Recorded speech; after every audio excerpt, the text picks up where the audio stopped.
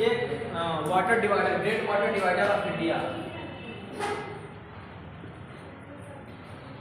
Great water divider of India. एक जाता है हरिद्वार, शुरू होता है हरिद्वार से, और ये दिल्ली अरावली होते हुए आता है, फिर इधर घूम जाता है विंध्याचल पर्वत, फिर आता है सतपुड़ा, अजंता, घूमते हुए इधर चला जाता है। ये वाटर डिवाइडर इंडिया का। इसके इधर की नदियां चली जाती बंगाल की खाड़ी में, बाकी इधर की अरब सागर में चली जाती है। इसको ग्रेट वाटर डिवाइडर कहा जाता है। इसकी लंबाई करीब 2600, इसकी लंबाई है ग्रेट वाटर डिवाइडर की 2736 किलोमीटर।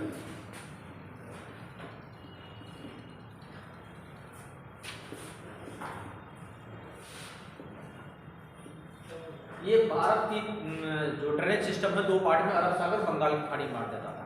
कल हम लोगों ने peninsular reverse of peninsular India, peninsular India की रिवर्स की उत्पत्ति के बारे में मैंने इसे बताया था शॉर्ट में। इसे एक बार बता देते हैं कि इसकी उत्पत्ति इस जब आपके इंडिया इस तरह से था और ये था अंटार्कटिका महाद्वीप पर था कैम्ब्रियन युग में। कैम्ब्रियन युग आपसे शुरू होता है 50 करोड़ साल पहले, 60 करोड़ कैम्ब्रियन युग में शुरू हुआ था। तो उस समय ये नदियां बनी हुई थी, एक ऐसे बहती थी पूरब की तरफ जनरली। जब ये भारत यहाँ एक से टकराया, टक्कर होने के बाद हिमालय की उत्पत्ति हुई और ये वाला हिस्सा ऊपर उठा। उसी समय इसकी उत्पत्ति हुई इंडो ब्रह्म नदी या शिवालिक नदी से। प्रायद्वीपीय भारत की नदियों की उत्पत्ति उसी समय दो भ्रंश घाटियों का निर्माण हुआ। तो ये पश्चिम की ओर बह के नदी, थोड़ा सा ऊपर हो गया है, दो भ्रंश घाटियां बनी, नर्मदा और तापी इधर को बहने लगी। और इसका जो कल बताया था मैंने, जो पश्चिमी घाट से बह के नदियां जाती थी, लंबी लंबी नदियां थी, इनका शीर्ष भाग हिंद महासागर और अरब सागर में डूब गया। छोटी छोटी बची हुई नदियां 200-250 किलोमीटर लंबाई है, लेकिन ये खड़े ठाड़ सकती प्रपात बनाती है। बाकी इधर से नदियां इधर को बहती हैं। प्रायद्वीपीय भारत की नदियां तीन तरफ बहती हैं। गंगा और यमुना, जो यमुना के सहायक है, ये उत्तर की तरफ बहती है, चंबल सिंध बेतवा के। पश्चिमी घाट की छोटे पट्टी की माही, नर्मदा, तापी, साबरमती और ये बाकी छोटी नदियां पश्चिम की ओर बहती हैं और इधर की पूरब की ओर बहती है। इनकी उत्पत्ति हुई जिधर ढाल हुआ। इन नदियों की अभी कंपेरिजन करेंगे तो उत्तर भारत की नदियों से पता चलेगा। तो इसमें जो इंपॉर्टेंट चीजें हैं, कुछ नदियों के नाम है, पढ़ लेंगे हम लोग, और उसमें उसकी कहाँ से उत्पत्ति होती है, उनके सहायक नदियां हैं, उसमें कौन कौन से वाटरफॉल्स हैं और डैम कौन कौन से हैं, ये ज्यादातर पूछा जाता है। तो आइए पढ़ते देखें। महानदी हम कल बता रहे थे कोसी नदी की, उसके 7 नदियों के नाम बताए थे, आपको बता दें। कोसी नदी लिखिए, तो कोसी 7 नदियों से मिलती है।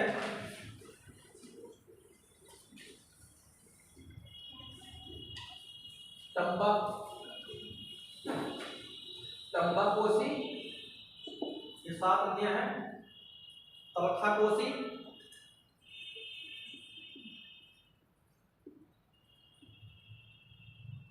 फिर दूध कोसी,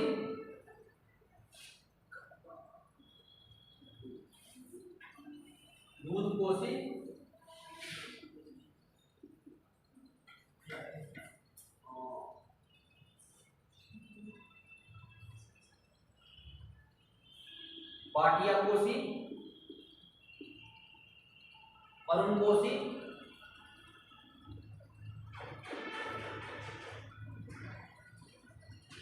काम्बेर कोसी,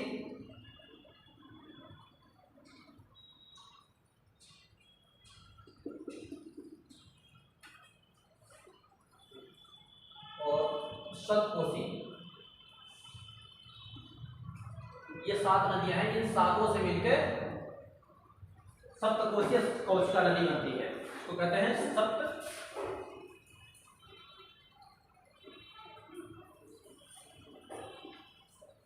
कोसी।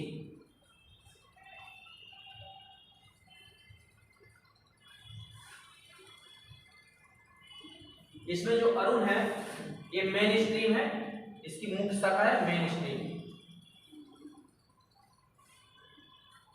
ये महाभारत रेंज है, नेपाल में ये महाभारत रेंज है। इसके उत्तर में ये 7 नदियां मिलके जब मिल जाती हैं तो मिलने से 3 नदियां बनती हैं। इनके नाम है टाम्बेर, अरुण और सनकोसी। टाम्बेर, जब ये आके 7 नदियां मिल जाती हैं इनके नाम पड़ते हैं टाम्बेर, अरुण और सतकोसी। इन 7 नदियों के मिलने से पहले 3 नदियां बनती हैं और ये महाभारत रेंज के उस पार बनती हैं। फिर तीनों नदियां मिलके एक धारा बनती है, कोसी फिर इसको काटती है। महाभारत रेंज के ऊपर ही उत्तर की ओर ही रहती है। ये 7 मिलके पहले 3 नदी बनाती है। कौन कौन सी बनाती है? टाम्बेर कोसी, अरुण कोसी, सतकोसी। इनमें बाकी सब विलय हो जाती है 7। फिर महाभारत रेंज के उस पार फिर महाभारत रेंज को काटते हैं और काट के भारत में प्रवेश करती है कोसी नदी।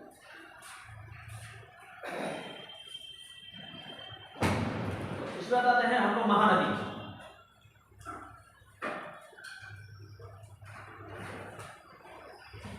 ये है अमरकंटक,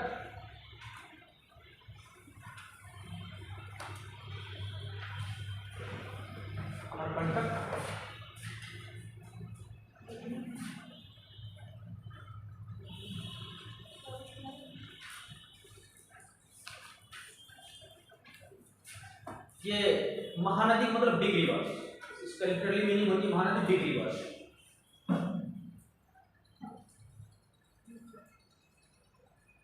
ये दंडकारण्य पठार है, यहाँ पे दंडकारण्य पठार का नाम सुना होगा, दंडकारण्य कारण्य पठार के फुटहिल से निकलती है।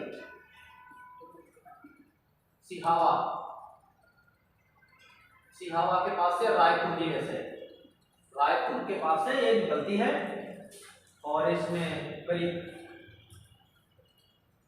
442 मीटर ऊंचाई से निकलती है। इसकी सहायक नदियां हैं लेफ्ट बैंक से, बाएं तट की ओर से आने वाली नदियां हैं इब नदी, इब आईबी केवल इंटेलिजेंस ब्यूरो इसी नाम से 442 मीटर, हाँ 442 मीटर ऊंचाई से निकलती है। इब नदी, इब, मांड, हसदो, शिवनाथ, हाँ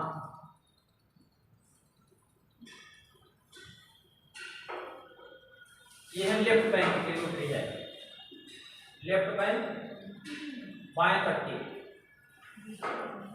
बाएं तट की ट्रिब्यूटरी है। फिर ओंग राइट बैंक की, राइट बैंक की ओंग, जोंग राइट बैंक की है, ओंग, जोंग, ओंग, जोंग, तेल, तेल इसकी सहायक नदियां है।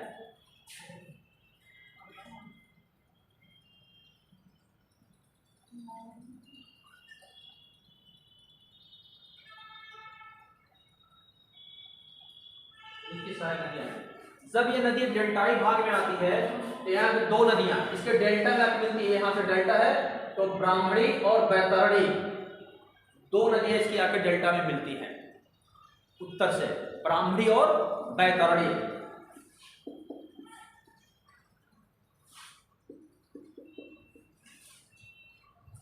दो नदियां और आके मिलती है, ब्राह्मणी और बैतरणी इसके उत्तर की तरफ से आके मिलती हैं।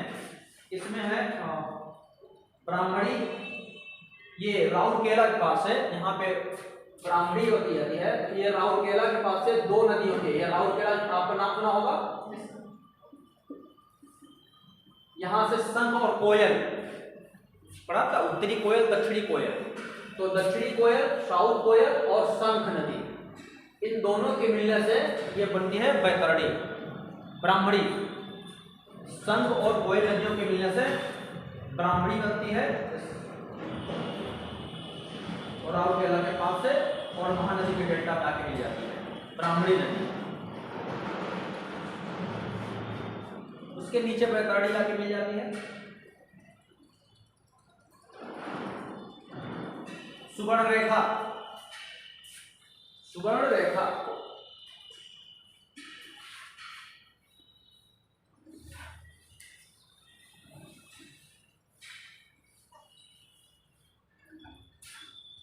इसी के बीच में ये दामोदर जाती है, ये सुवर्ण रेखा है, ये सीधे बंगाल की खाड़ी में गिरती है। ध्यान दीजिए, निम्नलिखित में से कौन सी नदी सीधे बंगाल की खाड़ी में गिरती है? तो सुवर्ण रेखा।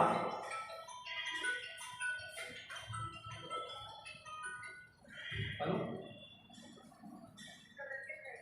हाँ नमस्ते, बताओ, हाँ बताओ।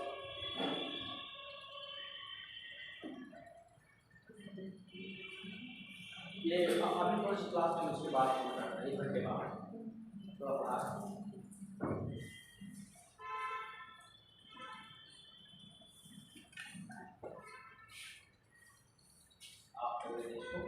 सुवर्ण रेखा है जो सीधे बंगाल की खाड़ी में गिरती है। यहाँ पे गंगा और उसके बीच में गंगा नदी दामोदर को सीधे गिरती नहीं है, उसमें की सहायक है। तो इसके बीच में सुवर्ण रेखा है, ब्राह्मणी वैतरणी इसकी सहायक नदियां है।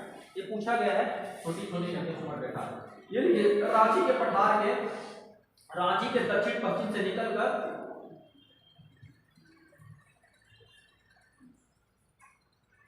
पश्चिम बंगाल में, ऐसा नहीं, रांची के दक्षिण पश्चिम से निकलकर बंगाल की खाड़ी में गिरती है।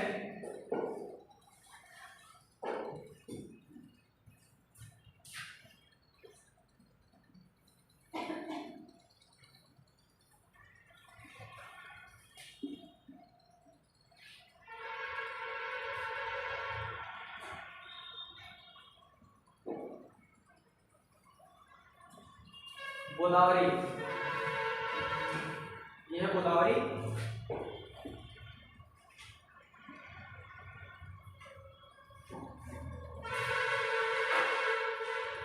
गोदावरी देखिए, नासिक जनपद से त्र्यंबक से निकलती है, नासिक जनपद से त्र्यंबक से निकलती है।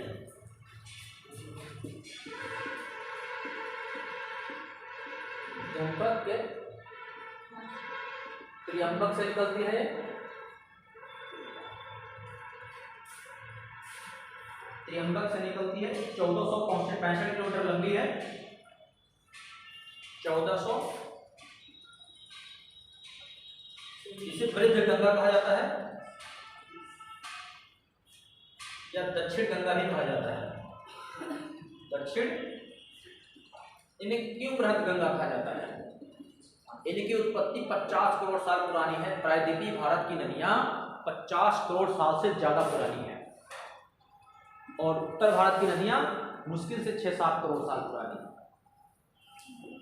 कुछ नदियां हैं ऐसे, ये 50 करोड़ साल, इसकी बृहद गंगा कहा जाता है या इसके दक्षिण गंगा कहा जाता है गोदावरी को। इसकी सहायक नदियों में प्रवरा,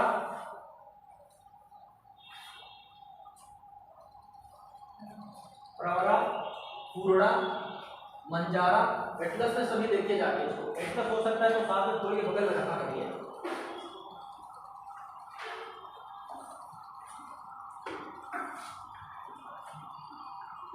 परवरा, पूर्णा, मंजारा,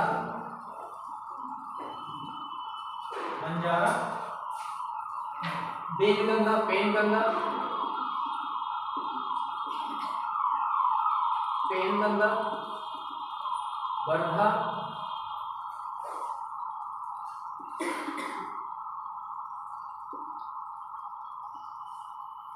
वर्धा, वर्धा ऐसे लिखा जाएगा, वर्धा, प्राणहिता, प्राणहिता, इंद्रावती,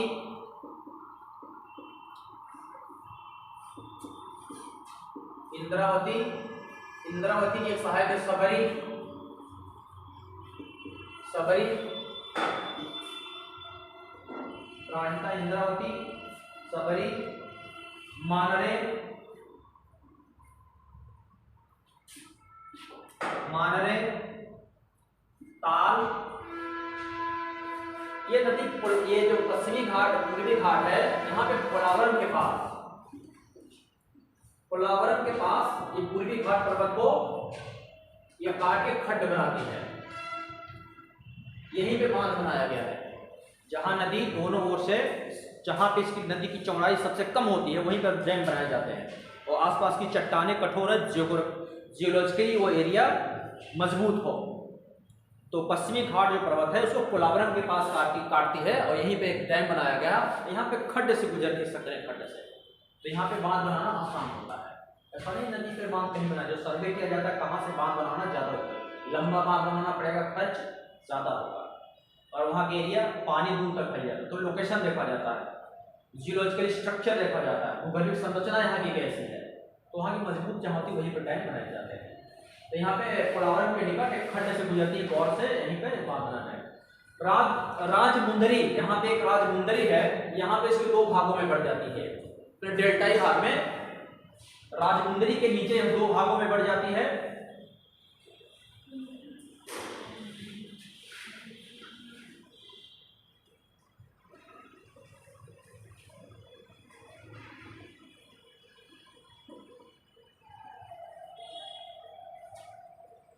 पूरब में गौतमी गोदावरी इसको कहा जाता है, पूरब में गौतमी गोदावरी, और पश्चिमी पार्ट में इसको कहा जाता है वशिष्ठी गोदावरी, वशिष्ठ गोदावरी।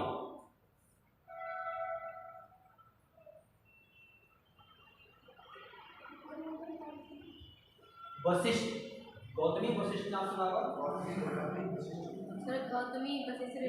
ऋषि थे उनके। हाँ, इतिहास में कृष्णलाल ने पढ़ा दिया है, आप लोगों को याद हो गया है मुझे लगता है अच्छी तरह से। और यह लोबेट टाइप का डेल्टा बनाती है, लोबेट।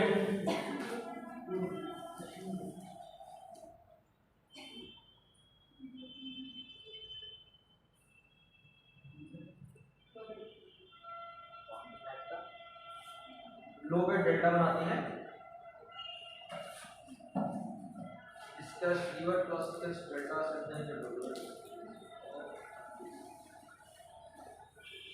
ये Lobate LO Lobate type delta बनाती है। कृष्णा,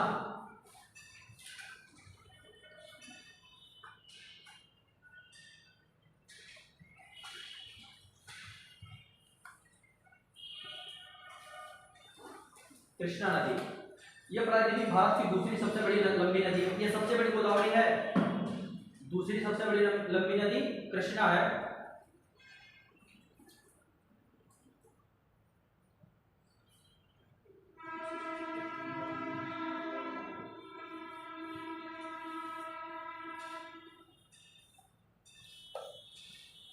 देखिए यह महाबालेश्वर के निकट से, महाबालेश्वर के निकट एक सोते से निकलती है।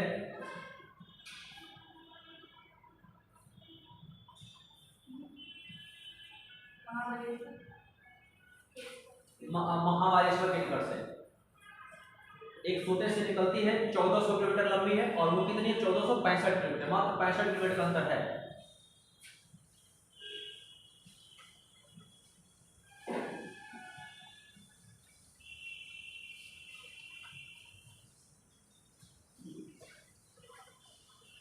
इसकी प्रमुख सहायक नदी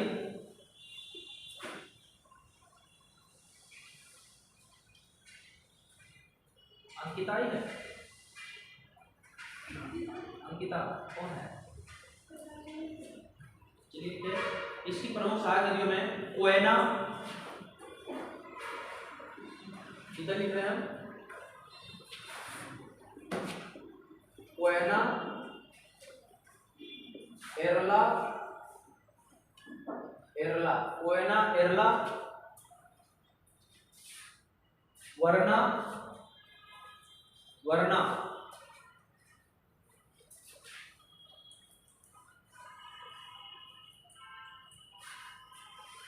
वरना, पंचगंगा, दूधगंगा, पंचगंगा, दूधगंगा, घाट प्रभा, मालप्रभा, घटप्रभा, मालप्रभा, भीमा, तुंगभद्रा, मूसी। भीमा, तुंगभद्रा, मूसी। इसी मूसी नदी किनारा हैदराबाद है। जैसे गोमती नदी के दोनों किनारों पर लखनऊ है, वैसे मूसी नदी किनारे हैदराबाद है। मूसी और मनेरा।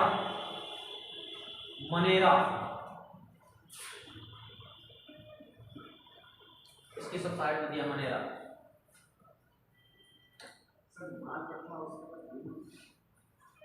घटप्रभा, मालप्रभा, दूधगंगा, पंचगंगा, वरना, भीमा, तुंगभद्रा, मूसी, हैदराबाद इसी नदी किनारे है।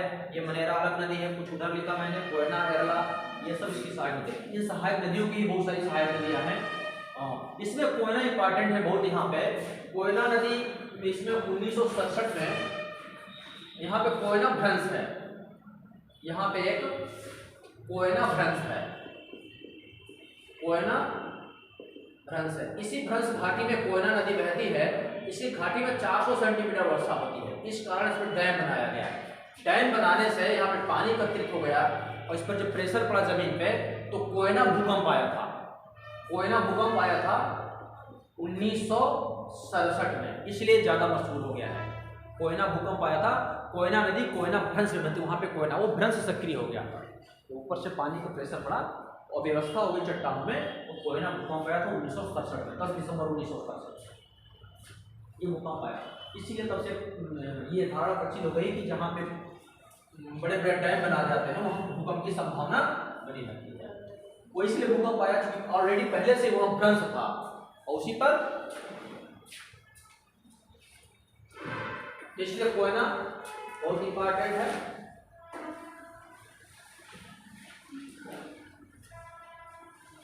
आ जाइए इसके कोयना को।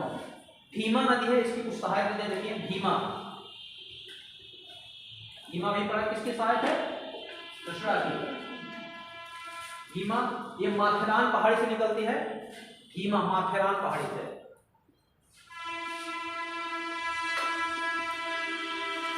माथेरान पहाड़ी से निकलती है।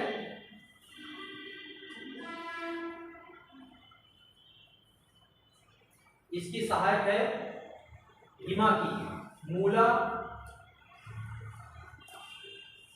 मूठा, घोड़, नोरा, ये भीमा की सब सहायक है। नोरा,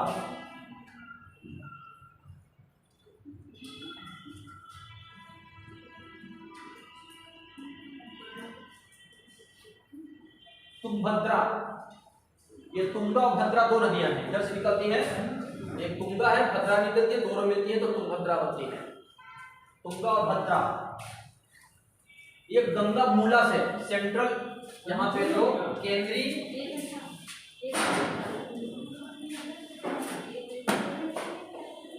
मूला गंगा जगह है वहां से निकलती है। तुंगभद्रा, मूला, गंगा, ये सारी गंगा मूला से,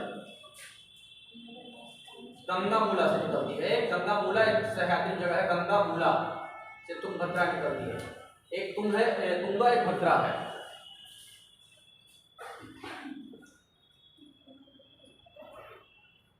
फिर आते कावेरी। कावेरी यहां से निकलती है, जाके दिखती है कावेरी।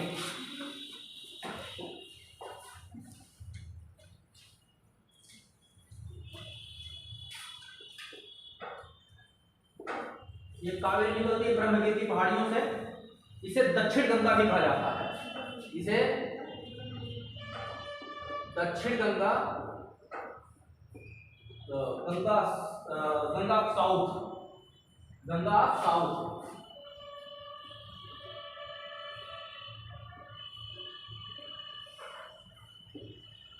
गंगा साउथ भी कहा जाता है। इसे कर्नाटक के कोडगु जिला से, कर्नाटक के कोडगु,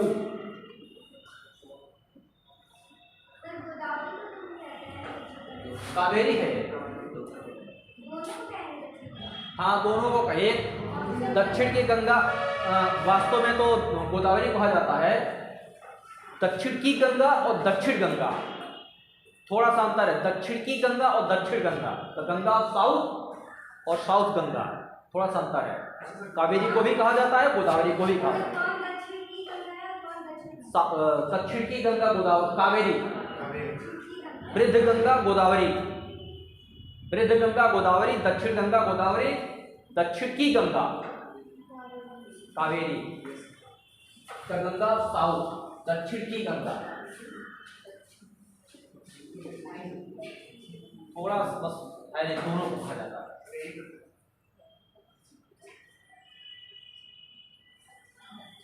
कोडगु जनपद से, कोडगु कर्नाटक के कोडगु जनपद ब्रह्मगिरी की पहाड़ियों से निकलती है, ब्रह्मगिरी की पहाड़ियों से।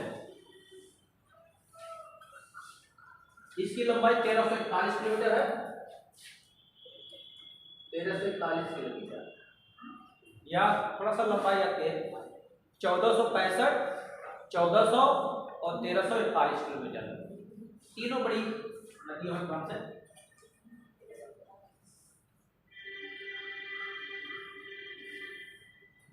देखिए एक अभी अंतर पड़ेगा कि उत्तर भारत की नदियां सदा नीरा है, दक्षिण भारत की नदियां मौसमी हैं। यही तो पढ़ते हैं हम लोग सामान्यतः, क्या है, दक्षिण भारत की नदियां मानसून काल में इसमें पानी रहता है और ग्रीष्म काल में सूख जाती हैं। उत्तर भारत की नदियों में 12 महीने पानी रहता है, इससे पानी की मात्रा कम ज्यादा हो जाती है, अभी आगे पढ़ेंगे। लेकिन इस मामले में ये विलक्षण नदी है कावेरी, ये सदाबहार सदानीरा नदी है। रीजन इसलिए है बहुत इंपॉर्टेंट, इस एरिया में जो होता है, इसके ऊपरी भाग में दक्षिणी पश्चिमी मानसून से वर्षा होती है, दक्षिणी और पश्चिमी मानसून से, ग्रीष्मकालीन मानसून से वर्षा होती है। और निचली घाटी है तो यहाँ पे जो वर्षा होती है तमिलनाडु तट पे जाड़े में जो वर्षा होती है, इस समय वर्षा ये उत्तरी और पूर्वी मानसून से। इसका मतलब ये साल भर इस नदी में पानी बना रहता है। तो इस मामले में सदा नीरा नदी दक्षिण भारत की मात्र विलक्षण नदी है ये, जो सदा नीरा नदी है, पेरिनियल रिवर है ये कावेरी। पूछा जाएगा कि नदियों में दक्षिण भारत की कौन सी सबसे अलग है, कृष्णा, कावेरी, गोदावरी, महानदी और ये कावेरी। तो आपको आंसर होना चाहिए कावेरी, भौगोलिक मामले, क्योंकि ये सदा नीरा है, दोनों महीने वर्षा एक जल होता है इसमें, ग्रीष्म ऋतु में भी और शुष्क ऋतु में भी, शुष्क ऋतु में और वर्षा काल में भी, दोनों 12 महीने से वर्षा होती है। क्यों? क्योंकि ऊपरी भाग में गर्मी में दक्षिणी पश्चिमी मानसून से वर्षा होती है, और इसकी निचली घाटी जो तमिलनाडु में इस समय जो जाड़े में वर्षा होती है तमिलनाडु तट पे, तो यहाँ पे वर्षा होती है। इस मामले थोड़ा सा अलग है कावेरी नदी। इसको 4 में लिख सकते हैं। यह नदी प्रायद्वीपीय नदियों के से प्रायद्वीपीय नदियों में विलक्षण है, क्योंकि इसका ऊपरी भाग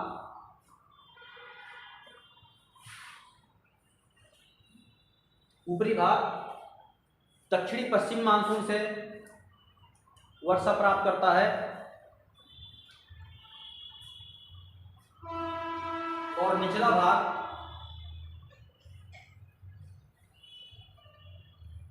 जाड़े में उत्तरी पूर्वी मानसून से वर्षा प्राप्त करता है।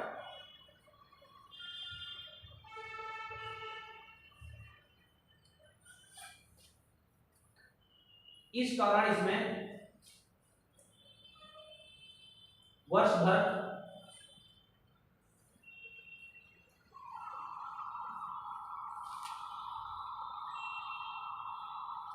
पर्याप्त जल रहता है, वर्ष भर पर्याप्त जल रहता है।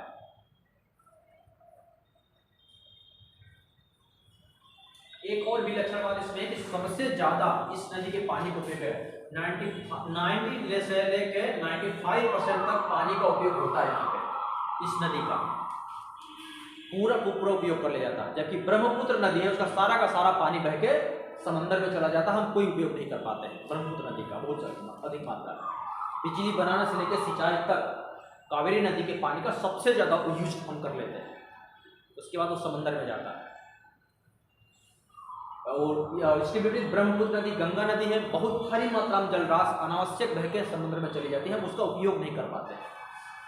इस मामले में 90 से लेकर 95% तक यूज कर लेते हैं पानी इसका। आपके नारा था सरकार का पर ड्रॉप मोर ड्रॉप, यानी कि पानी का अधिकतम उपयोग करना। आगे लिखिए, इसकी सहायक नदियां हैं बाईं ओर से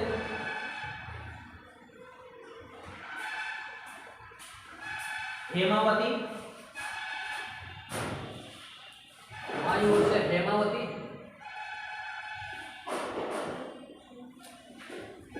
हेमावती,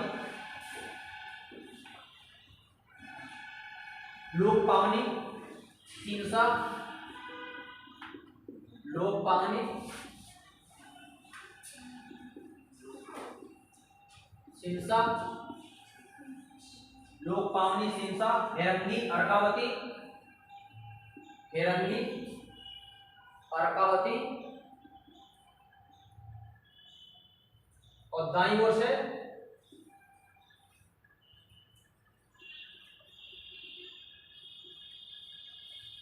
लक्ष्मण तीर्थ,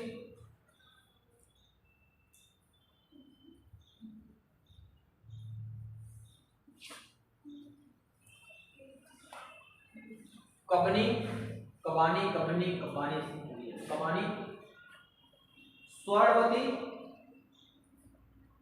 स्वर्णवती,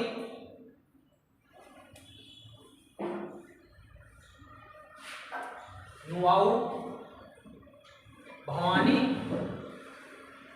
ये सब आप एड्रेस में जाके देखिए, गूगल पर सर्च कर सकते हैं। भवानी, अमरावती,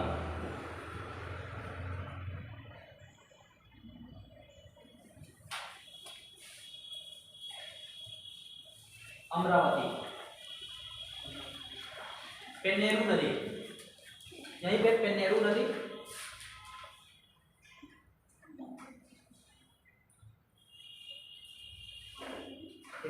पेन्नेरू, यह कर्नाटक के नंदी दुर्ग पहाड़ी से निकलती है। पेन्नेरू कर्नाटक के नंदी दुर्ग पहाड़ी से निकलती है।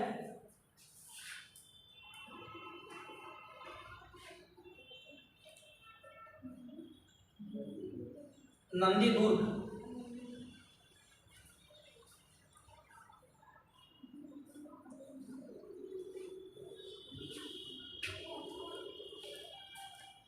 नंदी दुर्ग पहाड़ी से निकलती है और इसकी सहायक में है जयामंगली,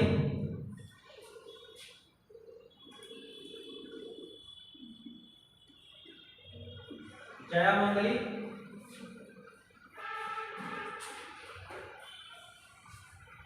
कंडेरू,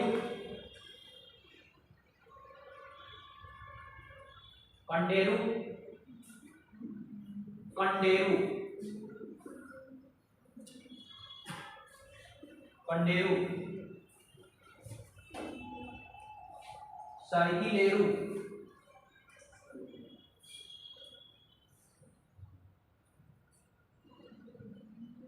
साइकिलेरू,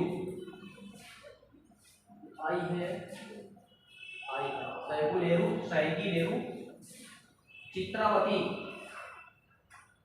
चित्रावती, पापाघनी,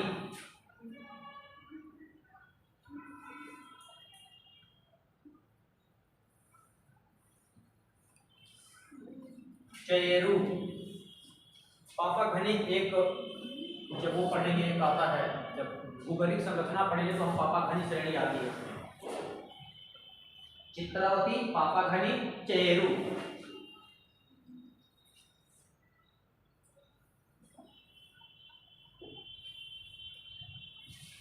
एक पुण्यार नदी बहती है, एक कावेरी की दक्षिण बहती है, यहाँ पे बेगई नदी बहती है, सीधे जो बंगाल खाड़ी होती है। पुण्यार नदी और बेगई,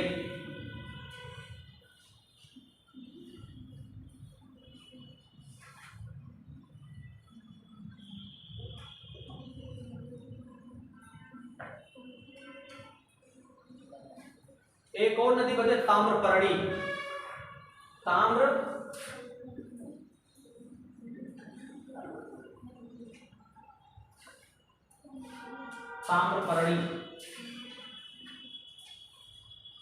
इसका उद्गम तिरुनेलवेली तमिलनाडु में है, जिला तिरुनेलवेली से। अगस्थ्यमलाई यहाँ पे एक पहाड़ी है अगस्त्य मलाई, अगस्त्य मलाई। अगस्त्य मलाई के ढालों से निकलती है, यह अगस्त्य मलाई के ढालों से निकलती है और मन्नार की खाड़ी में जाके गिर जाती है। तामापानी नदी।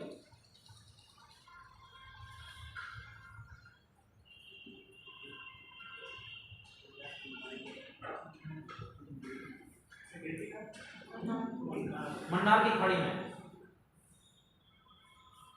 यहाँ पे मन्नार की खाड़ी, यह है पाक की खाड़ी, यह है मन्नार की खाड़ी। पाक की खाड़ी, इसमें मन्नार खाड़ी यहाँ पे जाके गिर जाती है तामापानी। दक्षिण भारत की छोटी छोटी नदियां बड़ी महत्वपूर्ण है, वहाँ पे अंडरग्राउंड वाटर नहीं है। नल लगाए, कुआं खोदे, ट्यूबवेल लगाए, पानी तुरंत पीने लगे। ज्यादातर नदियों के पानी भी लोग पीने के लिए इस्तेमाल आता है। उत्तर भारत में हम लोग नहाते गंगा के प्लेन में जलोढ़ मिट्टी है, वहाँ पे अंडरग्राउंड वाटर का स्टोरेज बहुत ज़्यादा है। पेनिनसुलर इंडिया में हार्ड रॉक्स है, वहाँ पे अंडरग्राउंड वाटर नहीं है। ये हैंड पंप लगाए, वहाँ पे तुरंत लिए 30 फीट लगाए, बोरिंग पानी पीने लगे, ऐसा नहीं है। चेन्नई नदी को जो सप्लाई किया जाता है, कावेरी नदी पर बहुत बड़ा सा बांध बना के पाइप लगा के शहर को सप्लाई किया जाता है पानी, उसको प्योरीफाई करके नदी का पानी इस्तेमाल किया जाता है, प्योरीफाई करके। ऊपर तो सब सूखा पड़ता है, ऊपर तो इस वाले बेल्ट में पूरा अंडरग्राउंड वाटर बहुत ज़्यादा है। अंडरग्राउंड वाटर भी हम लोग इतना ज़्यादा यूज कर रहे हैं, वो भी बहुत नीचे से तेजी से नीचे जा रहा है। अंडरग्राउंड वाटर पूरे देश में अंडरग्राउंड वाटर नीचे जा रहा है। हम जितना निकाल रहे हैं उतना रिचार्ज नहीं हो रहा है। इसके बाद ये पश्चिमी की ओर बहने वाली नदियाँ, west flowing rivers, westward flowing reverse.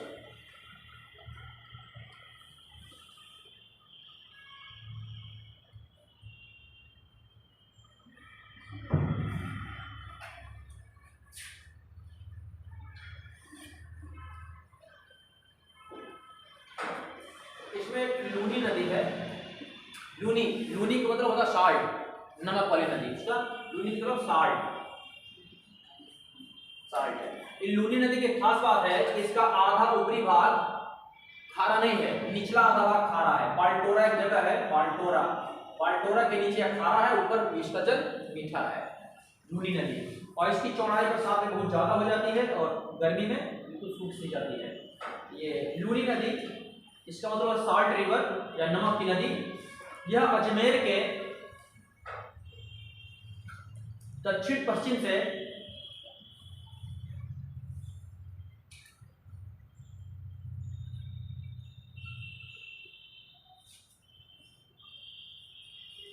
इसका उद्गम है। आपने अजमेर गए होंगे तो देखा होगा पुष्कर झील है, वहां पे पुष्कर झील है। यहाँ पर लोग पता कैसे नहा रहे थे, मैंने देखा सब ग्रीन, सब ग्रीन ग्रीन दिखाई दे पानी से लोग नहा रहे थे। वही से दरवाजा में तो उसी से एक लूनी की सहायक नदी है, वहीं से उसी पुष्कर झील से निकलती है। तो उसकी पुष्कर झील से निकलने वाली जवाई नदी है, जवाई नदी है जो पुष्कर झील से निकलती है अजमेर के पास से। अजमेर में ही एक ही मात्र बताते हैं लोग, जैसा कि ब्रह्मा जी का नदी है, ब्रह्मा जी का मंदिर है, एकमात्र ब्रह्मा जी का मंदिर कहीं नहीं पाया जाता। पुष्कर में, पुष्कर में अजमेर में पुष्कर के झील के पास ब्रह्मा जी का मंदिर है। बाकी कहीं ब्रह्मा जी का मंदिर बताते लोग कहीं नहीं पाया जाता ब्रह्मा जी का, बाकी सबका पाया जाए, ब्रह्मा जी का नहीं पाया जाता। एक मंदिर है वहाँ पे। उसी दिन गए थे हम लोग घूमने गए तो उसी दिन राजकोट पहुँच गए थे, वहाँ पे तो बंद कर दिया था राजकोट से। कांग्रेस के पहले वाले, उसके पहले राजकोट कौन थे? मुर्मू से पहले रामनाथ कोविंद, नहीं रामनाथ कोविंद के पहले कौन थे? रामनाथ कोविंद थे, रामनाथ कोविंद थे। क्या लिखा आपने? अजमेर के दक्षिण पश्चिम से अरावली, दक्षिण पश्चिम से अरावली के पहाड़ियों से निकलकर कच्छ के दलदली क्षेत्र में, यहाँ पे कच्छ का क्षेत्र है दलदल, ये समंदर तक नहीं पहुंच पाती है, ये दलदली क्षेत्र में ही विलुप्त हो जाती है। दलदली क्षेत्र में विलुप्त हो जाती है। इसकी सहायक नदियां, एक और ये चीज लिख लो जो मैं बोल रहा था, इसका ऊपरी भाग बाल्टोरा से ऊपर का भाग मीठा है, मीठा जल है। बाल्टोरा से ऊपर का जल मीठा है और बाल्टोरा से नीचे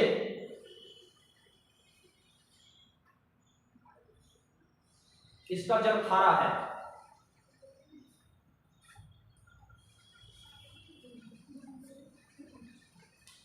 इसकी सहायक नदियों में सरस्वती,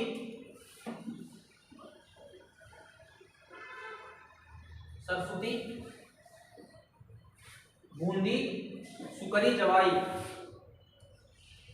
बूंदी, सुकरी, जवाई, ये सब सूख जाती है। इसमें से सुकरी पुष्कर झील से निकलती है, ये पुष्कर झील से निकलती है।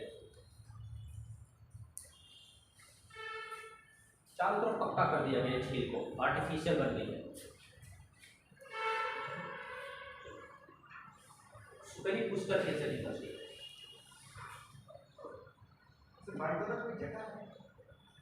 क्या चीज? बाल्टोरा तो ग्लेशियर है, यहाँ पे बाल्टोरा एक जगह है नदी किनारे, वहां से नीचे का वाला पार्ट खारा है, ऊपर वाला पार्ट मीठा जल पाया जाता है। ये भी पूछा गया एक बार, इसका आधा जल बड़े विचित्र भी है कि आधा ऊपर का मीठा जल, नीचे का खारा जल, भी अपने आप में एक विचित्र नदी हो जाएगी। इसकी घाटी कोई निश्चित नहीं है, बहुत चौड़ी हो जाएगी बरसात में, बहुत सक्रिय हो जाएगी। जब बरसात में बहुत चौड़ी हो जाती है, जब बरसाती सीजन बीत जाता है तो सक्रिय हो जाती है। और दूसरी बात ये होती है कि इसका जो रिवर बैंक है वो डिफाइन नहीं है, इसको बस बालू के रेत का प्रवाह है उसी से पता लगाते हैं किसी एक घाटी है, सूख जाती है।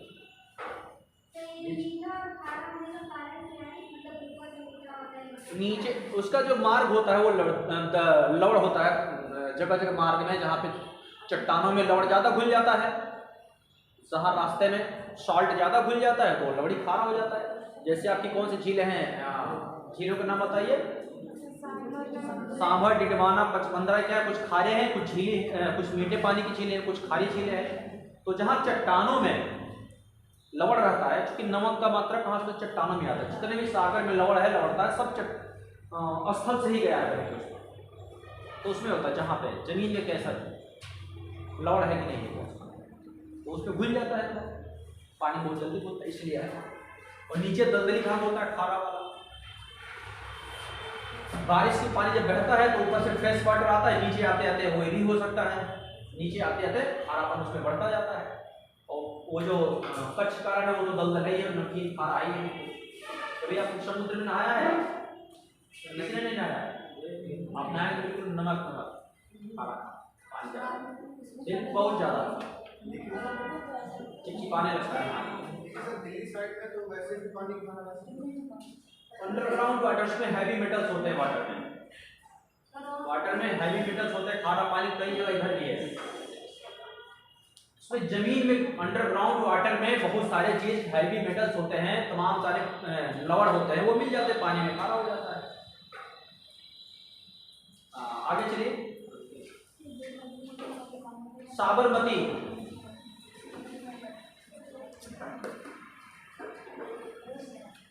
और उसको लेके 1 मिनट।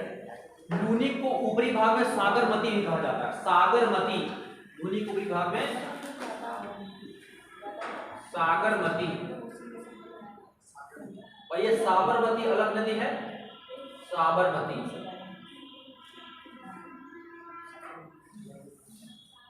ऊपरी भाग में सागरमती भी कहा जाता है, नाम रख दिया सागरमती, लेकिन सागर तक पहुंच नहीं पाती है।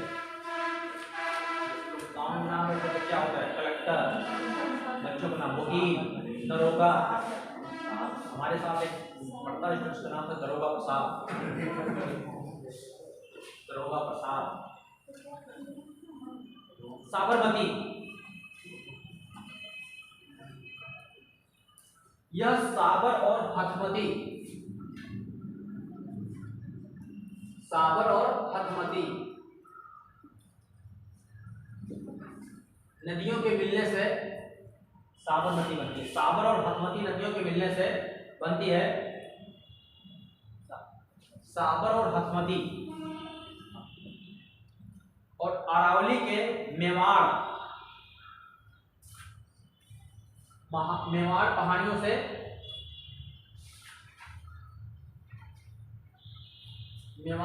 से निकलती है।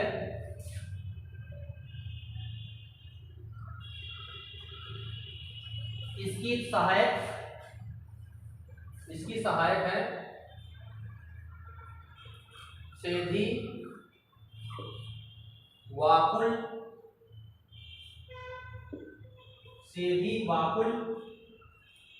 हार्नव,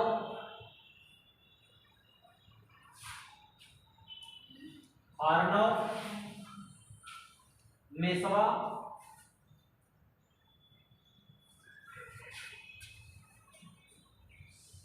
वत्रक, इसकी कुछ सहायक नदियां हैं, वत्रक,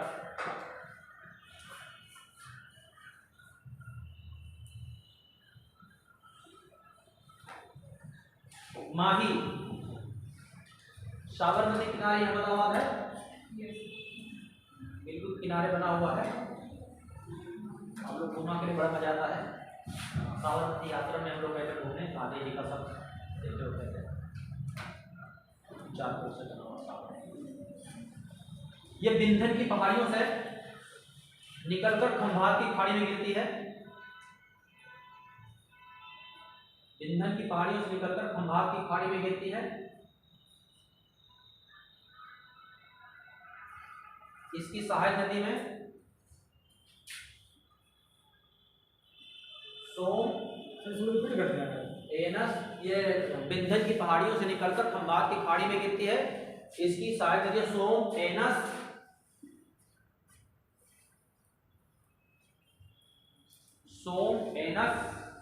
पानम।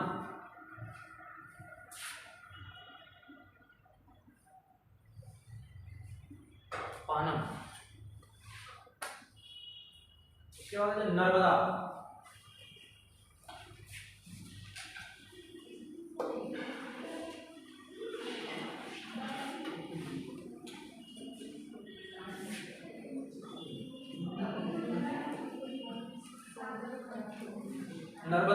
यहां से निकलती है अमरकंटक की पहाड़ियों से।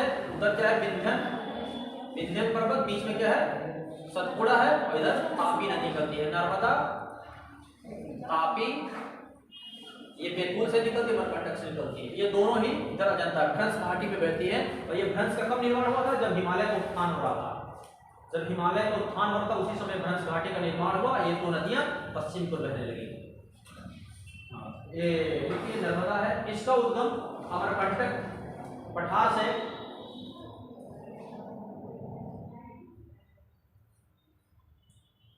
अगर ये पूछा जाए कि प्रायद्वीपीय पठार की नदियों में सबसे नई कौन सी है, प्रायद्वीपीय नदियों में सबसे नई कौन सी, नर्मदा और तापी है, क्योंकि इनकी उत्पत्ति उस समय हुई थी जब हिमालय का उत्थान हो रहा था। तो ये लगभग उसके समकालीन है, हिमालय की नदियां जो के समकालीन है। क्योंकि कैम्पियन युग में ये नदी नहीं थी, जब भ्रंश बना उस भ्रंश में ये बहने लगी। ठीक है, प्रायद्वीपीय भारत की नदियां 50 करोड़ साल पुरानी है ज्यादातर, लेकिन ये 2 नदियां 6-7 करोड़ पुरानी है। थोड़ा सा सोचा करिए, ध्यान लगाए, ठीक है। हम बात की ये अमरकंटक पठार से 1097 मीटर की ऊंचाई से निकलती है। 1057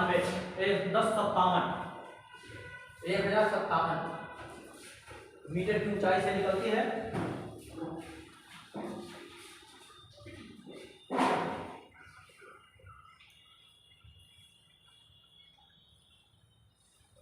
और विंध्याचल और सतपुड़ा के बीच भ्रंश घाटी से बहते हुए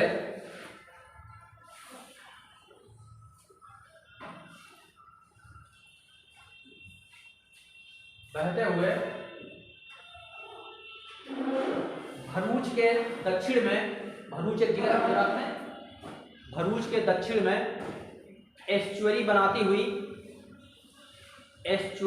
हुई अरब सागर में गिरती है।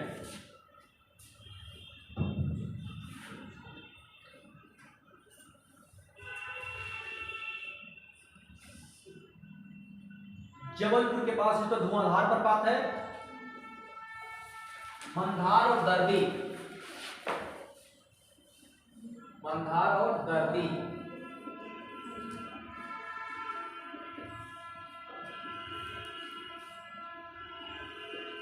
दो और वाटरफॉल हैं। क्या मंधार और दर्दी के पास दो और वाटरफॉल हैं, दो और जलप्रपात हैं। रिपीट कर दीजिए। मंधार और दर्दी, दो और वाटरफॉल है, दो जगह दो और वाटरफॉल है। आगे सहस्रधारा, आगे सहस्रधारा जलप्रपात है।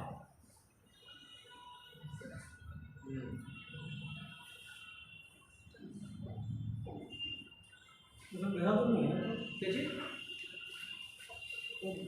सहस्त्रधारा देहरादून में है। सहस्रधारा कई हो सकते हैं। सहस्रधारा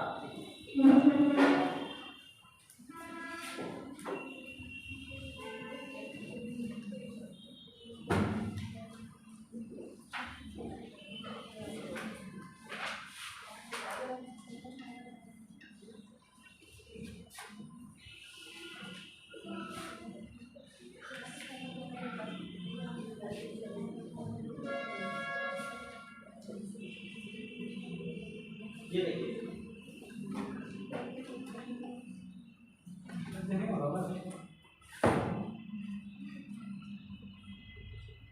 देखिए Mandhar and Darbhi near Maheshwar river against distended from small fall of 8 kilometre known as the Sahastradhara fall, Narmada नदी।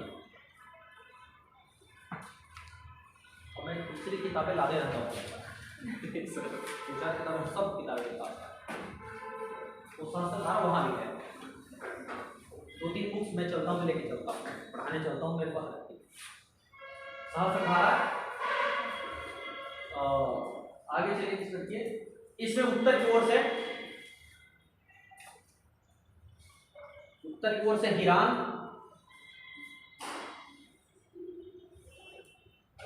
हिरान, ओरिसन,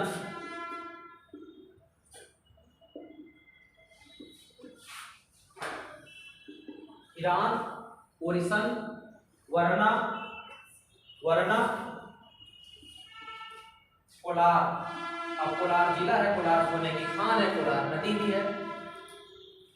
कोलार जिला है, कोलार सोने की खान भी है, और कोलार यहाँ नदी भी है। तो सहस्त्रधारा वहां पे है, सहस्त्रधारा वाटरफॉल है, वहां सहस्त्रधारा स्प्रिंग है, ये क्या बोलते हैं, सहस्त्रधारा जो आप कह रहे हैं, और गर्म जल का स्रोता है। उत्तराखंड में जब हर वहां से जाएंगे, ऋषिकेश के आगे जाएंगे, हाँ, सहस्त्रधारा नाम का वो हॉट स्प्रिंग है, इसको कहते हैं। गर्म जल का स्रोता है, वहां से गर्म जल निकलता है, वाटरफॉल नहीं है वो। गर्म नहीं निकलता तो हुआ है सोता है पानी, सोते क्या कहते हैं, जो पानी जमीन के अंदर से निकलता है, ये सोता है, स्प्रिंग।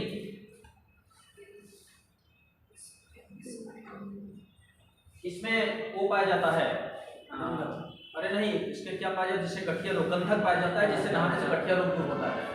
गंधक की चट्टान है, गंधक की चट्टान है, हाँ, चट्टानों में उसमें गंधक होता है, उसमें गंधक मिले, कोई कह रहा था कि खारा पानी क्यों है, तो सहस्त्रधारा जहाँ से निकलती है तो वहाँ पे क्या होता है, गंधक पाया जाता है चट्टानों में, तो उसमें गंधक मिल जाता है, गंधक से गठिया रोग ठीक होता है, तो लोग उसमें नहा लेते हैं।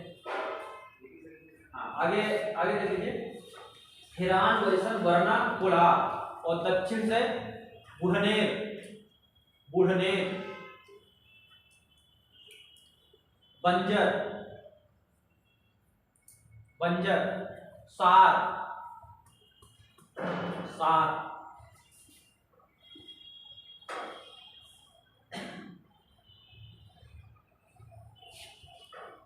दूधी, शक्कर और तवा। दूधी, शक्कर, तवा, ये समझिए है।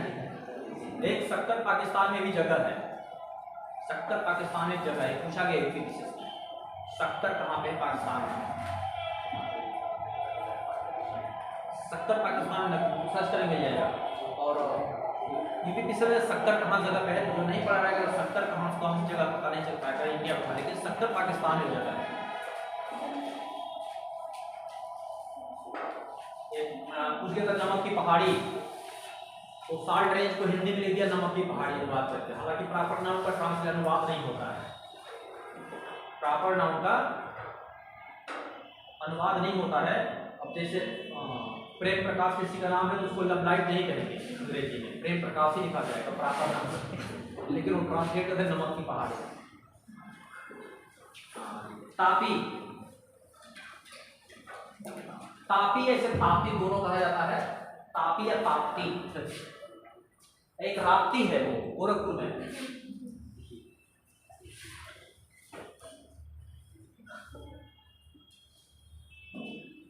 यहाँ पे तवा नदी है और यहाँ पे जम्मू जाएंगे तो तवी नदी है, तो जम्मू तवी एक ट्रेन जाती है, वहाँ पे तवी है, जम्मू तवी, यहाँ पे तवा है वहाँ पे तवी है। सर ये जो नदियों के नाम रखे गए यहाँ की कोई इनसे रिलेटेड कोई वस्तु या कुछ चीज होगी जिससे उसी के ऐसा कुछ भी नहीं, जैसे नाम रख दिया गया प्राचीन काल में, जिसने जो कह दिया। अब सब लोग गांव तो सभी नदियों को गंगा माई कहते हैं, जो नाम रख दिया गया तो रख दिया गया। अरे खोपड़ी को इसको कुछ और कहने लगो, आंखों को कैमरा कहने तो सारी दुनिया को मना लो कि भाई इसको कैमरा कहेंगे। कोई विशेषता अवश्य रही होगी जिसके कारण इनका नाम। हाँ, कुछ तो कुछ विशेषता रहती होती है, कोई ना कोई उसमें लोकल स्थान पर नाम पहले किसी ने जो कह दिया पड़ गया नाम, कोई किसी पर जो भी पहले सबसे पहले कह दिया वो नाम कह दिया तो पड़ गया, नाम तो पड़ गया। अब इस समय उनके नाम कब पड़े इसको किसी कुछ पता ही नहीं है। 50 करोड़ साल पुरानी नदी है और आदमी का इस धरती पर 1 लाख साल पहले आया आदमी, और ये कब से है, उसमें आदमी थे ही नहीं, मनुष्य थे ही नहीं, जीव जंतु की उत्पत्ति में तब से ये है। अगर पृथ्वी को हम लोग सारी दुनिया में बना ले, पृथ्वी को कुछ और नाम रख लेते हैं हम लोग, जैसे कि 9 ग्रह थे धरती पे, अरे सौर मंडल में 9 ग्रह है, हम लोगों ने समझौता करके पहले नहीं भाई 8 ग्रह मानेंगे, 8 ही ग्रह को बना लो। तो मनाने कुछ रीजन होता है, हर एक चीज का अपना रीजन होता है। और एक तापी या ताप्ती, तापी ताप्ती, तापी या ताप्ती दोनों कहा जाता है। एक प्राप्ति है वो गोरखपुर में है, प्राप्ति नदी गोरखपुर के किनारे राप्ती नदी है। इसे ट्विन या ट्विन आप खुद से कहा था, ट्विन क्या होता है, जुड़वा, ट्विन या हैंडमेड ऑफ नर्मदा कहा जाता है। नर्मदा की जुड़वा या हैंडमेड, हाँ नर्मदा का जुड़वा कहा जाता है। ट्विन, नर्मदा और तापी जुड़वा नदी है, जुड़वा शहर भी होते हैं, जुड़वा नगर। भारत में बताइए कौन सा जुड़वा नगर है? अहमदाबाद और हैदराबाद, सिकंदराबाद, फैजाबाद, अयोध्या, ये भी है जुड़वा नगर, जिनकी उत्पत्ति एक ही समय हुई हो, जुड़वा नगर। तो ये जुड़वा नदियां हैं। देखिए नर्मदा कहा, नर्मदा ट्विन ऑफ नर्मदा या हैंडमेड ऑफ नर्मदा कहा जाता है, जो कि यह बैतूल जनपद से मुंतई नामक स्थान से निकलती है। बैतूल जनपद मुंतई नामक स्थान से निकलती है।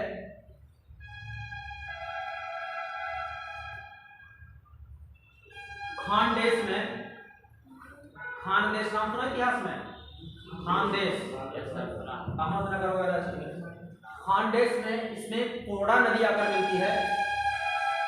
पूर्णा,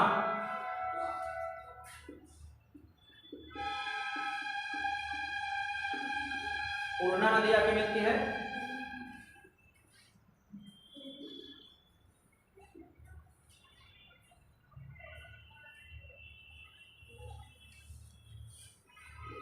जो कि काबिलगढ़ की पहाड़ियों से निकलती है। यहाँ पे काबिलगढ़ की पहाड़ी है, नाम सुना होगा आपके एटलस में, काबिलगढ़ यहीं से निकलती है। काबिलगढ़ की पहाड़ियों से निकलती है।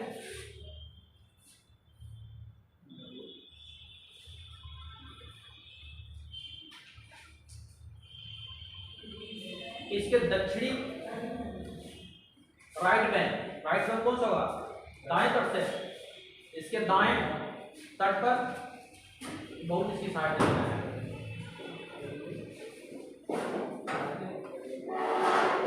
बैतूल, बैतूल, बैतूल, पटकी,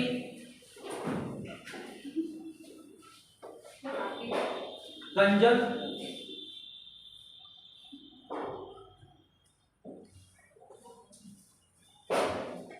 दथरंज,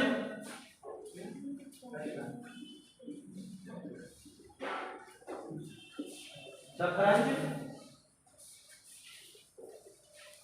बोकड़, बोकड़, बोकर दो है।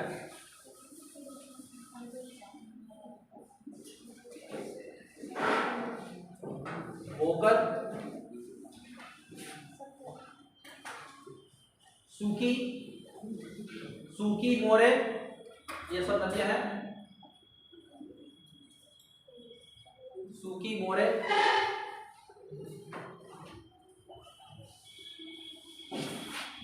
कनकी, गूली, कनकी, गूली, अनेर,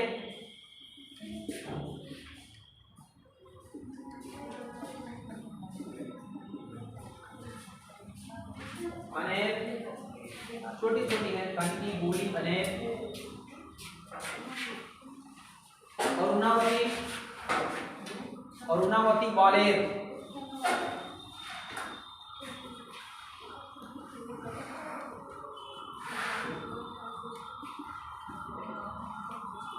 ग्वालेर। दक्षिण से जाकर मिलने वाली नदियां हैं जो लेफ्ट बैंक से,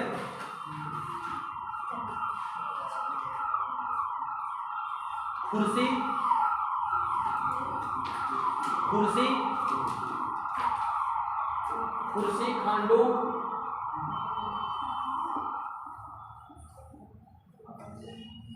कुर्सी, खांडू,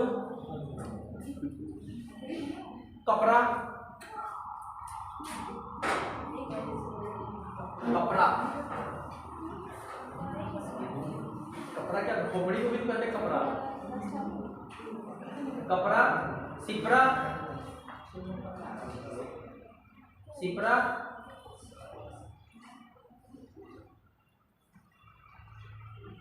गरजा,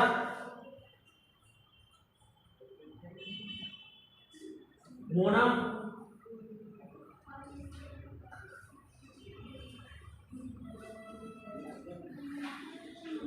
बाघूर, बाघूर, बोरी, बाघूर। एक बार पढ़े रहेंगे तो ऑप्शन में आ जाए तो लगा देंगे, कभी दिमाग से नहीं सुना तो नहीं लगा पाएंगे। एक बार दिमाग में इंट्रैक्शन हुआ रहता है तो आ जाता है ऑब्जेक्टिव टाइप। अगर इंट्रैक्शन एक बार उससे हुआ है तो आ जाता है। बोरी, पंजारा, बड़े,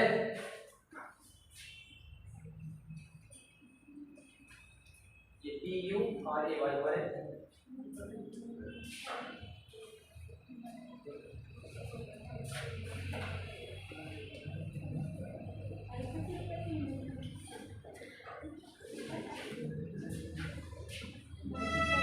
west flowing river of Sahyadri. Sahyadri से निकलने वाली कुछ नदियां हैं, छोटी छोटी नदियां हैं लेकिन बहुत इंपॉर्टेंट है। West flowing river of Sahyadri, इसमें महाराष्ट्र, गोवा, कर्नाटक और केरला में है। छोटी छोटी नदियां हैं लेकिन बहुत इंपॉर्टेंट है, इनके पूछा भी गया है।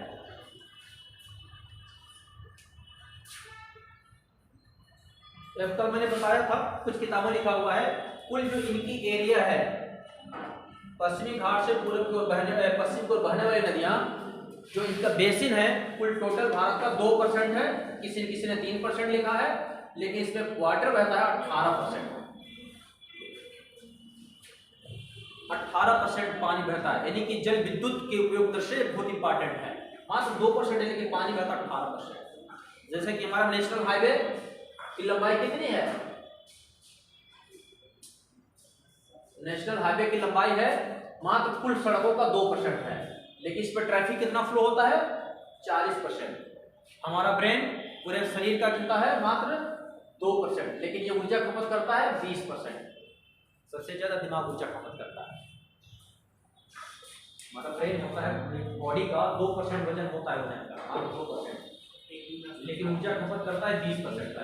बहुत ज्यादा ऊर्जा खपत करता है दिमाग, इसलिए कहते हैं कि जो दिमाग का काम करने वाले थकते नहीं वो भी थकते हैं। तो ये है तो 18% होता है। इसमें देखिए महाराष्ट्र में, जैसे महाराष्ट्र में बहने वाली नदियां छोटी छोटी, और ये ज्यादातर नदी वाटरफॉल बनाती है। तो जलीय विद्युत उत्पादन की बहुत अधिक क्षमता है इसमें। सूर्या, कालू,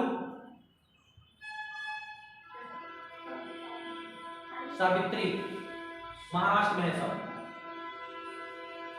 सूर्या, कालू, सावित्री महाराष्ट्र में। इसमें जानते हैं 61.5 लाख किलोवाट विद्युत उत्पादन की क्षमता है इनमें। इतना ये तीनों सावित्री, कालू, सूर्या, कालू, सावित्री, ये महाराष्ट्र में तीनों। गोवा में मांडवी जुआरी, ये पूछा गया सवाल है। गोवा में मांडवी जुआरी,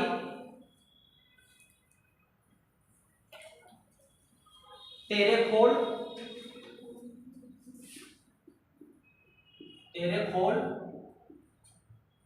चपोरा, मांडवी जुआरी मोस्ट इंपॉर्टेंट है। ये पूछा गया जुआरी नदी कहाँ है, मांडवी जुआरी। तेरेखोल, चपोरा, राचोल,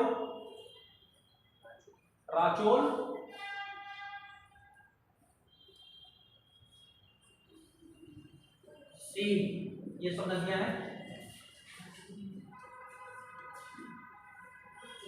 इनको पता नहीं चल क्या लेते शेड्यूल में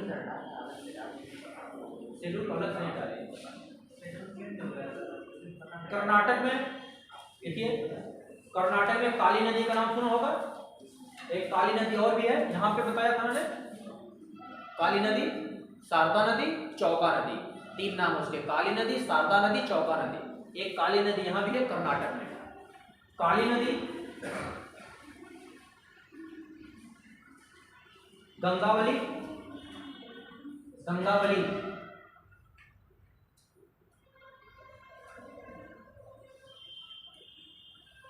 सारावती जिस पर गसप्पा फॉल है, सारावती, सुवर्णा,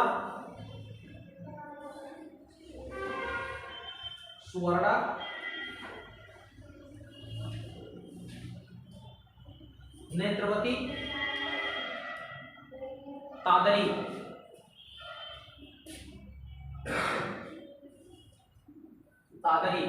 ये सब कर्नाटक में है।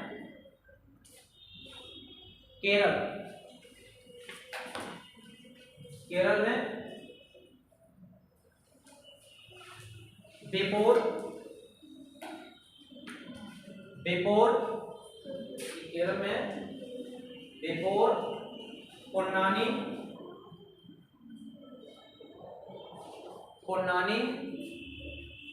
भरतपुझा,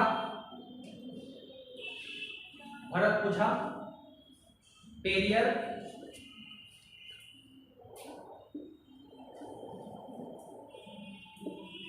पंबा,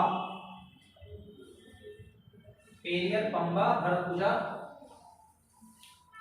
इसमें सवाल पूछा गया था सबसे लंबी नदी कौन है केरल की, तो पेरियर है सबसे लंबी नदी। ये भी पूछा गया था, PGT, इस पर मुकदमा हो गया था। कुछ लोगों ने आयोग ने सवाल माना था भरतपुझा को, किताब में था ये पेरियर, इस मुकदमा हुआ। फिर आशी तिवारी हाई कोर्ट में बुलाए गए, जिन्होंने किताब लिखी है, फिर उनकी ही बात मानी गई। विशेषज्ञ बुलाए जाते हैं, मुकदमा हुआ, सवाल करेक्शन किया गया, उसी में मेरा सिलेक्शन हुआ था, मेरा सही था। तो मुकदमा हुआ तो फिर उन्होंने आशी तिवारी की बात मानी गई, करेक्शन किया गया, रिजल्ट आया, तो उसमें कई लोग बाहर हुए, अंदर भी हुए। तो तो ये पेरियर नदी है, इस पर मुकदमा हो गया था हाईकोर्ट इलाहाबाद हाईकोर्ट, मेरा भी मुकदमा होगा हाईकोर्ट इलाहाबाद 25 केस नंबर है, वो डालेंगे तो हाईकोर्ट इलाहाबाद आ जाएगा मेरा नाम, मेरे नाम मेरे बनाम Uttar Pradesh.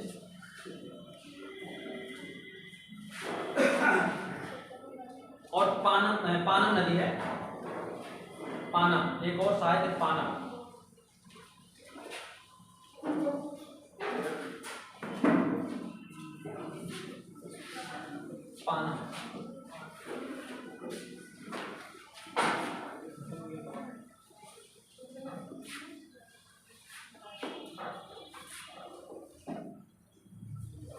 Inland drainage system, आंतरिक जल प्रवाह, इनलैंड।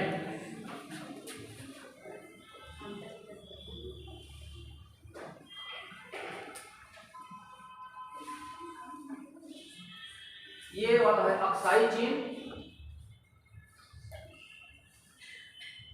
अक्साई चीन और राजस्थान, ये दो जगह भारत में ये आंतरिक जल प्रवाह क्षेत्र होता है जहां के नदियां समुद्र तक नहीं पहुंच पाती हैं। तो इनलैंड सिस्टम कहा जाता है, यहाँ पर भी बहुत सारी ऐसी नदियां निकलती हैं जो कि वहां पे पहुंच नहीं पाती हैं। और प्लस राजस्थान में है, तो राजस्थान में है और अक्साई चीन राजस्थान, लद्दाख में है। इसमें घग्गर नदी इंपॉर्टेंट है, ये घग्गर नदी राजस्थान में घग्गर, ये बरसात में आता है तो क्या बहने लगती है, उसके बाद बरसात के बाद विलुप्त हो जाती है और बहुत चौड़ा, करीब 10 किलोमीटर चौड़ाई इसकी हो जाती है। और जैसे बरसात खत्म ये नदी भी खत्म। तो पता कैसे चलता है, इसकी जो घाटी सूखी होती है तो उसमें सैंड वैंड जो होता है, मार्क्स बने होते हैं, उसी से पता चलता है इसकी घाटी है। घग्गर नदी इसमें है, ये सीजनल है, इसका मार्ग सूखा है।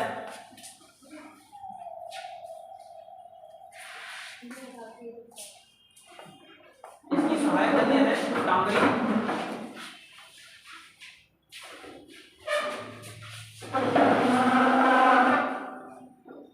मारकंडा, ये घग्गर की सहायक है, वही बरसात में ही दिखाई दे, बाकी विलुप्त हो जाएगी।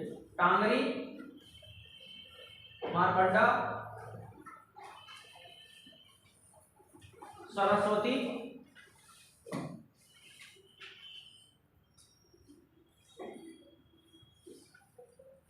सरस्वती,